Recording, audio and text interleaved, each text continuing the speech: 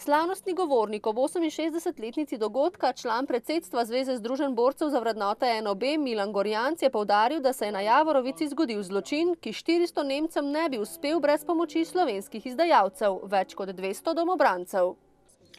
Mislim, da Slovenci dovolj častimo to. Samo tisti, ki ne spadajo med prave Slovence, samo slovenskega rodu so, to je peščica, pa hoče to izničiti. V tem je problem. Malo je teh ljudi, ampak žal so glasni. V našem društvu je 110 aktivnih članov, na kateri se še živo spominjajo, kako so na tem pobočju v Hudi Mrzlizimi pobirali ostanke trupel, ki so ležala tukaj po tej planoti. Slovesnost so s kulturnim sporedom popestrili člani mešanega pevskega zbora iz Gorenjega Vrhpolja in recitatorji iz osnovne šole Šentjernej.